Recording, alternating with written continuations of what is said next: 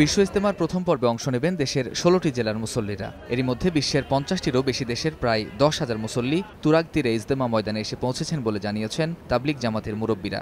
এছাড়া নির্ধারিত ১৬ জেলার মুসল্লিরা সহ দেশের বিভিন্ন প্রান্ত থেকে দলে দলে আসতে থাকেন ইজতেমা ময়দানে।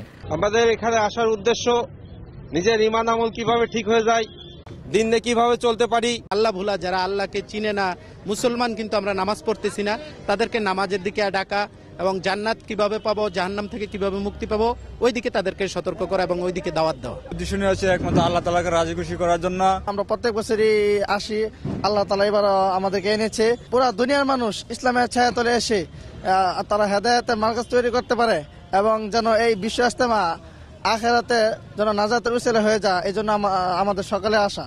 ১৬০ একরের মূল ময়দানকে এরই মধ্যে ঢেকে দেওয়া হয়েছে সামিয়ানা দিয়ে। নিশ্চিত করা হয়েছে পানি, গ্যাস ও বিদ্যুতের নিরবচ্ছিন্ন সরবরাহ। র্যাব ও পুলিশের পক্ষ থেকে জোরদার করা হয়েছে নিরাপত্তা ব্যবস্থা। আমাদের সার্বক্ষণিক সকল স্থানে নজরদারি থাকবে এবং আমাদের লোকজন সেখানে দায়িত্ব পালন করবে। বিশেষ করে বলতে চাই, যে কোনো উদ্বুদ্ধ পরিস্থিতি মোকাবেলার জন্য আমাদের পর্যাপ্ত রিজার্ভ জনবল থাকবে স্ট্রাইকিং ফোর্স হিসাবে, এবং আমাদের যে বম্ব ডিসপোজাল দল আছে সেটাও আমরা সার্বক্ষণিক প্রস্তুত রাখব, যাতে করে যে কোনো উদ্বুদ্ধ পরিস্থিতি আমরা সহজে মোকাবেলা করতে পারি। আগামী রোববার আখেরি মোনাজাতের মধ্য দিয়ে শেষ হবে বিশ্ব মুসলিমের দ্বিতীয় বৃহত্তম এই জমায়েতের প্রথম পর্ব। কামরুজ্জামান মামুন, সময় সংবাদ, ঢাকা।